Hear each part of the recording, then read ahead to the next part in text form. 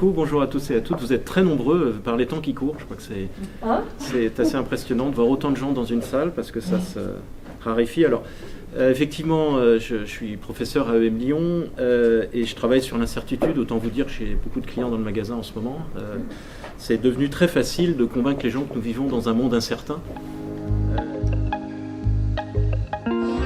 Moi, je le définis plutôt comme l'absence d'informations objectives sur une situation. Donc, ça n'est pas que l'information, on ne la possède pas, au sens où on pourrait faire une étude de marché, par exemple, pour la trouver, ou un interrogatoire d'un suspect. C'est que cette information n'existe pas parce qu'on s'intéresse à un phénomène qui est en développement et un phénomène qui est complexe. Donc, il y a une association immédiate entre la complexité des phénomènes qui nous intéressent, le fait que ce sont des phénomènes humains dans lesquels vont entrer en ligne de compte les préférences, les anticipations, enfin, je pense que vous êtes familier avec ce type de choses. Ce sont des phénomènes dont le début et la fin ne sont pas du tout clairement identifiés. Évidemment, la Covid est l'exemple type. Je crois qu'on a encore aujourd'hui du mal à savoir quand ça a commencé. Alors on peut dire, ah oui, le premier cas était en décembre 2019, pense-t-on, mais ce n'est pas le premier coronavirus. Donc on est avec des phénomènes dont évidemment les délimitations sont difficiles, voire impossibles. Ces phénomènes s'écoulent dans le temps. J'insiste souvent sur le fait qu'une rupture est un processus. C'est quelque chose qui se développe dans le temps. C'est rarement un événement. Il y a une différence importante à faire entre l'incertitude et le risque, qui sont deux notions qui sont souvent confondues. Le risque, c'est lié à des événements qui sont bien identifiés, bien circonscrits et répétés dans le temps. L'incertitude va concerner des événements qui sont inédits. Et ce qui va donc distinguer surtout le risque et l'incertitude, c'est que le risque, on va s'appuyer sur des modèles connus, alors essentiellement historiques, mais aussi des modèles théoriques, des modèles conceptuels. L'incertitude va, presque par définition, remettre en question des modèles et puis imposer des modèles nouveaux. Donc l'incertitude, c'est fondamentalement, en tout cas moi c'est une des façons dont je la définis, comme le domaine où sont remis en question nos modèles mentaux. Alors un modèle mental, c'est quoi ? C'est un concept qui est très ancien. C'est pour appréhender la réalité, pour décider, pour agir, on a besoin d'une représentation de la réalité. Sans représentation, on ne peut pas agir. Nous avons donc des modèles mentaux individuels et nous avons des modèles mentaux collectifs. Alors qu'est-ce que c'est que ces modèles mentaux collectifs ? Il y a un formidable bouquin qui est paru il y a quelques années qui s'appelle Sapiens de Harari. Sapiens, c'est intéressant parce que Harari pose, alors c'est un ethnologue, donc il pose une question qui est, comme toutes les grandes questions de recherche, qui paraît absolument évidente. Il dit qu'est-ce qui fait que Sapiens, donc nous, on s'est appelé sages, c'est assez courageux comme dénomination, mais qu'est-ce qui fait que Sapiens a réussi à dominer toutes les autres espèces animales, sachant qu'on est moyen en tout en fait. On nage pas bien, on court pas très vite, on n'est pas très fort par rapport aux singes, nos yeux c'est pathétique, notre ouïe, j'en parle même pas, notre sens de l'odorat, on est très mauvais, enfin on est mauvais en tout, ou plutôt on est moyen en tout, et s'il y avait eu un système de gestion des talents dans la nature, on n'avait aucune chance. Donc Dieu merci, il n'y en a pas eu, sans jeu de mots. Et Harari dit qu'est-ce qui fait qu'une espèce qui est moyenne en tout réussit à dominer toutes les autres ? Vous allez vous poser la question, qu'est-ce qui nous différencie ? La collaboration. Harari dit on est la seule espèce, alors évidemment on n'est pas la seule espèce à collaborer, les abeilles, les singes sont capables de collaborer, mais en tout petits groupes, ils doivent très bien se connaître sur des tâches qui restent quand même relativement limitées. On est la seule espèce qui permet de collaborer à des individus qui ne se connaissent pas, en très grand nombre, et sur des tâches extrêmement complexes. Alors avant c'était la chasse, aujourd'hui c'est le management, mais rien n'a changé. La question après que pose Harari, c'est mais qu'est-ce qui permet à des gens qui ne se connaissent pas de collaborer ? Et sa réponse, lui, c'est que nous partageons des mythes. Donc moi j'appelle ça des modèles mentaux, mais des mythes, des croyances. L'humanité, dit-il, dans une très belle image, s'est créée autour du feu le soir quand on rentrait et qu'on partageait sa journée avec les anecdotes, les ragots, les petites histoires, les histoires de chasse, etc., etc. Et ça a créé une espèce de ciment commun. Et donc ça, c'est intéressant parce que Harari va un peu plus loin, il dit qu'en fait, le fondement du collectif, c'est un ensemble de croyances partagées. Moi, j'appelle ça modèle mental, mais on peut appeler ça croyance, mythe, etc. Ça n'a pas besoin d'être vrai, ça n'a aucune importance. Il faut juste que ce soit une croyance partagée. Donc le billet de 20 € fonctionne parce que c'est une croyance partagée. Alors pourquoi c'est important ? Eh bien parce que si l'incertitude a pour effet de remettre en question les croyances fondamentales, ce qui était vrai ne l'est plus, eh bien ça met nécessairement en question le collectif.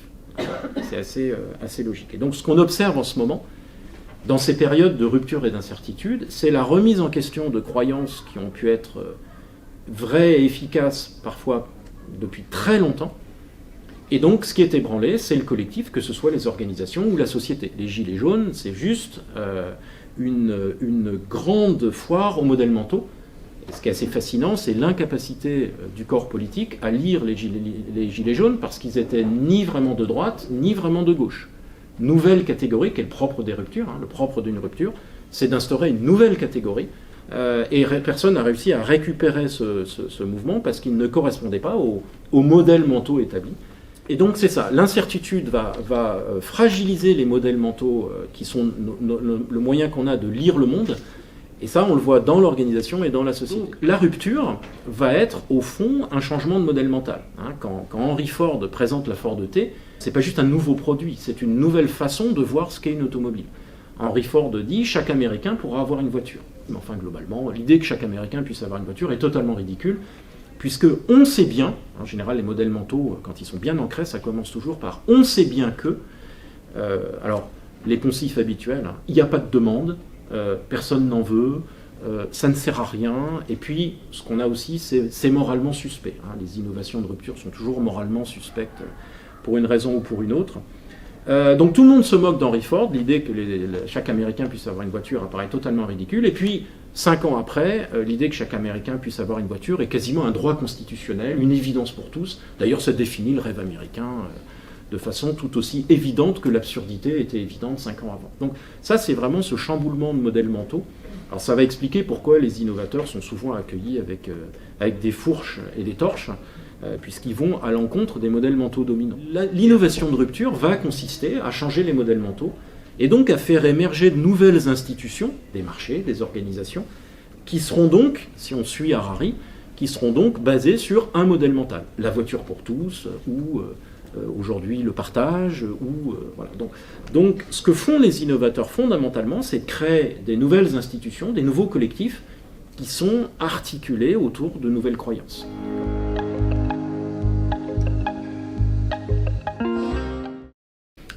L'incertitude a une connotation péjorative. On voudrait un monde de certitude. On ne le veut pas en fait, parce que rien ne serait pire qu'un monde certain. Si le monde était certain, il n'y aurait pas de place pour l'action humaine en fait. Donc ça veut dire que l'incertitude, c'est à la fois quelque chose de négatif, il y a le côté surprise, le côté ce qui va se passer n'est pas prévisible. On a aussi en autre face de la pièce, le côté opportunité. Donc ça nous ouvre sur tout le domaine de l'innovation et de l'entrepreneuriat qui n'existe que parce que justement le monde n'est pas encore déterminé. Les modèles mentaux pour le management, ça va être utilisé de deux façons, de plein de façons, mais juste deux illustrations. La première, c'est pour appréhender des situations. Et ça, un manager le fait tous les jours. On est confronté à des situations, on a besoin d'une grille de lecture pour gérer. Je pense que je vous apprends rien. Alors je vous donne juste un exemple que moi j'ai vécu. Je fais beaucoup travailler les gens sur des notions de surprise. Je leur dis voilà, dites-moi quelque chose qui vous a surpris. Et donc un jour j'ai un manager qui me dit moi je gère une équipe. Alors je crois que c'est dans le domaine de l'assurance. Et il dit j'ai dans mon équipe quelqu'un qui travaille très efficacement, en gros 2 fois plus vite que les autres, et j'ai voulu le promouvoir. Et donc je suis allé le voir en lui disant félicitations, on va te donner des responsabilités dans l'équipe. Réaction du collaborateur, je lui ai dit non mais ça m'intéresse pas, le grand capital, machin, tout ça, moi je suis là pour l'argent, à 17h je pars, rien à faire de vos histoires de manager. Donc je demande à la personne qui était dans le... Je suis pas en train de vérifier mes mails, je vais vous montrer quelque chose, je vais vous dire quelque chose, parce que j'ai pris une photo et je lui dis très bien, quel était votre modèle mental du management? Et donc il me dit, je souhaite que mes collaborateurs s'épanouissent dans leur travail, donc, je leur propose des prises de responsabilité. Modèle mental massif. Et donc, je cite, « Apprendre et progresser en prenant des responsabilités est un souhait universel. » Enfermement dans un modèle mental. Quel est le seul mot problématique dans cette citation? Universel. Le danger du modèle mental, c'est pas de l'avoir, on est obligé d'en avoir. C'est de penser qu'il est universel. Donc l'idée, ça va être en termes de management, d'être conscient de ces modèles mentaux et de se dire attention, c'est pas forcément universel. Voilà. Donc, en discutant avec lui, il est revenu voir le collaborateur et il lui dit si tu veux, quand tu as terminé, tu peux partir à 3 heures. Voilà. Donc, il a débloqué une situation. Alors, ce qui est rigolo, c'est qu'au bout d'un moment, il a observé que le collaborateur recommençait à partir de plus en plus tard. Et quand il s'est demandé pourquoi, il s'est aperçu que le collaborateur, en fait, restait plus tard pour aider les autres.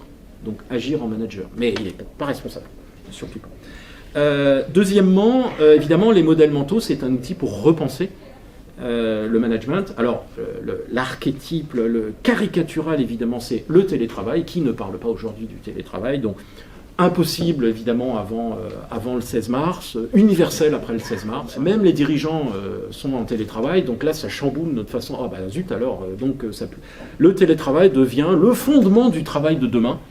Et donc là, on a tous ces grands discours sur le future of work, on appelle ça, future of work.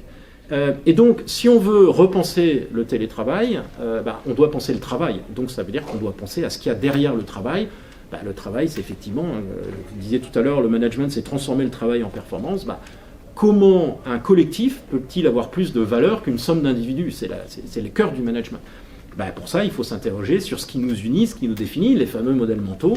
Le travail, c'est quoi? Derrière, il y a la notion de confiance, parce que l'absence de télétravail, c'est dû à l'absence de confiance. Donc, en gros, pour creuser une question au-delà du superficiel, il faut aller creuser les modèles mentaux qu'il y a derrière le travail. Donc, qu'est-ce que le travail, etc., etc. Donc ça, c'est une façon dont les modèles mentaux peuvent être utilisés.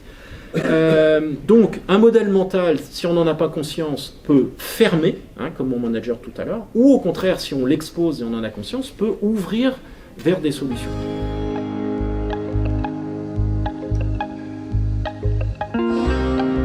Modèle mental qui a derrière cette expression. L'entreprise, l'environnement. Le propre d'une rupture, c'est de redéfinir les frontières. Donc, si on a une vision statique de l'interne et de l'externe, on risque d'être prisonnier. Si vous avez travaillé sur les questions du digital, comme on dit, ou le numérique, vous savez que par définition, l'impact disruptif du numérique, c'est de redéfinir les frontières entre l'interne et l'externe. Le client se trouve tout au long de votre chaîne, alors qu'avant, on avait créé une fonction pour nous protéger de l'ennemi, enfin du client. Aujourd'hui, avec le digital, le client, il est sans arrêt. Il y aurait un monde d'avant, et puis après, il y aurait un monde d'après. Et on est condamné au monde de maintenant, en fait. Parce que c'est le management, c'est le monde de maintenant. Le futur, il se crée maintenant. Donc attention à ce type de terme. Rappelez-vous, l'incertitude, c'est le propre de ce qui n'a pas encore été créé. On ne peut pas naviguer dans l'incertitude. On navigue sur une mer qui existe. On peut explorer des océans parce que les océans existent. Christophe Colomb, oui, il est dans l'incertitude, mais il explore l'océan. D'accord ? L'entrepreneur n'explore pas, il crée. D'accord ? Il ne peut pas explorer quelque chose qui n'a pas été créé. Donc attention, là aussi, aux modèles mentaux qu'il y a derrière. Non, l'innovation, c'est tout ce qui apporte un changement de modèle à une réalité sociale. On pense souvent que l'innovation de rupture, c'est forcément des grands projets avec des grands moyens. Là aussi, modèle mental de la façon dont on imagine l'innovation. Pour faire grand, il faut démarrer grand, ce qui est une ineptie quand on regarde l'histoire de l'innovation. Non, la techno est une source de créativité. La techno, elle rend possible des choses. Donc, elle est le point de départ pour ouvrir des possibles. Le fondateur d'Amazon disait il ne faut pas faire du digital, il faut être digital. Donc attention aussi à ce modèle mental. Là, on a un modèle mental qui est, on a une entreprise qui a un objet économique, c'est pas beau, ils font que de l'argent, donc on va rajouter une implication sociale pour se faire racheter nos fautes. Une très large partie de la responsabilité sociale de l'entreprise aujourd'hui est basée sur ce modèle mental, cette dichotomie entre l'économique et le social. Moi, j'ai beaucoup travaillé avec des supermarchés pendant la crise du Covid. Personne ne dira que ces gens n'ont pas eu un impact social en essayant de gagner de l'argent. Non, cette distinction entre le stratégique et l'opérationnel, vous avez un commentateur qui a dit récemment « Ah, c'est une bonne idée, mais elle ne s'est pas assez occupée de sa mise en œuvre. » Non, une idée qui ne se préoccupe pas de sa mise en œuvre n'est pas une bonne idée. Voilà, donc l'enjeu de l'innovation, vous l'avez compris, c'est pour une entreprise, c'est pas juste de sortir le prochain produit, c'est de créer une organisation qui répond aux défis. D'ailleurs, c'est pour ça que l'organisation existe. On crée une organisation pour répondre à un défi environnemental, que ce soit la création d'un produit, la résolution d'un problème ou autre. Et donc l'enjeu de l'innovation pour moi, c'est de maintenir cette capacité à répondre aux défis de l'environnement, en positif ou en négatif, et donc d'avoir un lien productif avec la réalité, hein, de façon très organique. Et pour ça, je pense que les modèles mentaux sont, puisque ce sont le moyen qu'on a d'interagir avec la réalité, sont très importants dans la stratégie. Voilà, j'ai terminé et je suis dispo pour les questions.